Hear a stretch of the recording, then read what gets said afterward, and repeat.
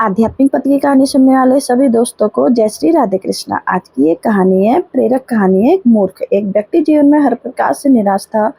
लोग उसे मनहूस के नाम से बुलाते थे। ज्ञानी पंडित ने उसे बताया कि तेरा भाग्य फला पर्वत पर सोया हुआ है, तू उसे जाकर जगा ले तो भाग्य तेरे साथ हो जाएगा। बस फिर क्या था, वो चल पड़ा अपना सोया भाग्य जगाने के लिए। रास्ते में जंगल पड़ा तो एक शेर उसे खाने को लपका। वो बोला, भाई मुझे मत खाओ, मैं अपना सोया भाग्य जगाने जा रहा हूँ।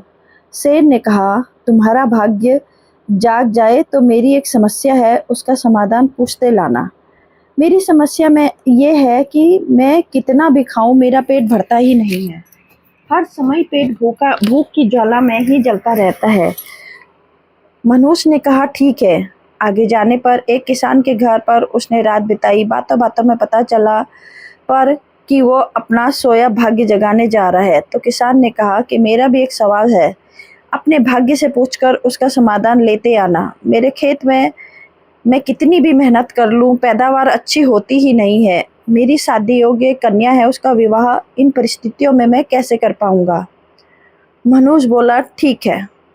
और आगे जाने पर वो एक राजा के घर में मेहमान बना। रात्रि भोज के उपरांत राजा ने ये जानने पर कि वो अपना भाग्य को जगाने जा रहा है, उससे कहा कि मेरी परेशानी का हल भी अपने भाग्य से पूछते आना। मेरी परेशानी ये है कि कितनी भी समझदारी से राज्य चलाऊं, मेरे राज्य में अराजकता का बोलबाला ही बना रहता है। मनुष्य ने उससे भी कहा, ठीक है। अब वो पर्वत के पास पहुंच चुका था। वहां पर उसने अपने सोए भाग्य को झिझोड़ कर जगाया। उठो उठो, मैं तुम्हें जगाने आया हूँ। उसके भाग्य ने एक अंगड़ाई ली और उसके साथ चल दिया।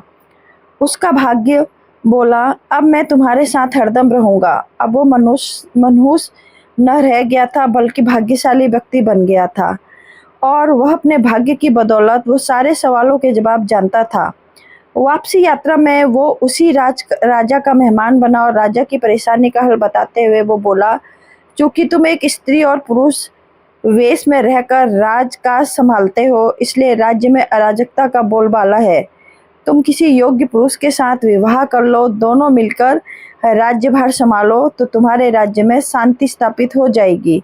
रानी बोली, तुम ही मुझसे ब्याह कर लो और यहीं रह जाओ। भाग्यशाली बन चुका वो मनुष्य इनकार करते हुए बोला, नहीं नहीं, मेरा तो भाग्य जाग चुका है, तुम किसी और से विवाह कर लो।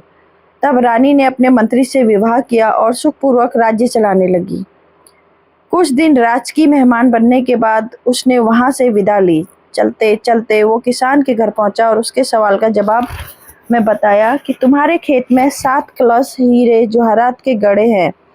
उस खजाने को निकाल लेने पर तुम्हारी जमीन उपजाऊ हो जाएगी और उस धन से तुम अपनी बेटी का ब्याह भी धूमधाम से कर सकोगे। किसान ने अनुग्रहित होते हुए उससे कहा कि मैं तुम्हारा शुक्रगुजार हूँ, तुम ही मेरी बेटी के साथ ब्याह कर लो। पर भाग्यशाली बन चुका वह व्यक्ति बोला कि नहीं नहीं, मेरा तो भाग्योदय हो चुका है, तुम कहीं और अपनी सुंदर कन्या का विवाह करो। किसान ने उचित वर देकर अपनी कन्या का विवाह किया और सुखपूर्वक रहने लगा। कुछ दिन किसान की मेहमानवाजी भोगने के बाद वो जंगल में पहुंचा और शेर से उसकी समस्या का समाधान स्वरूप कहा, यदि तुम किसी बड़े मूर्ख को खा लोगे तो तुम्हारी ये सुधा शांत हो जाएगी। शेर ने उसकी बड़ी आवभगत की और यात्रा का पूरा हाल जाना। सारी बात पता चलने के बाद शेर ने कहा, भाग्योदय होने के बाद भी इतने अच्छे और बड़े 2 मौके गंवाने वाले ए इंसान, तुझसे बड़ा मूर्ख और कौन होगा। तुझे खाकर ही मेरी भूख शांत होगी। और इस तरह वो इंसान शेर का शिकार बनकर मृत्यु को प्राप्त हुआ। सच है, यदि आपके पास सही मौका परखने का विवेक और अवसर को पकड़ लेने का ज्ञान नहीं है तो भाग्य भी आपके साथ आकर आपका कुछ भी भला नहीं कर सकता। दोस्तों, अगर कहानी पसंद आए तो लास्ट में जय श्री कृष्णा, जय श्री राधे जरूर लिखना।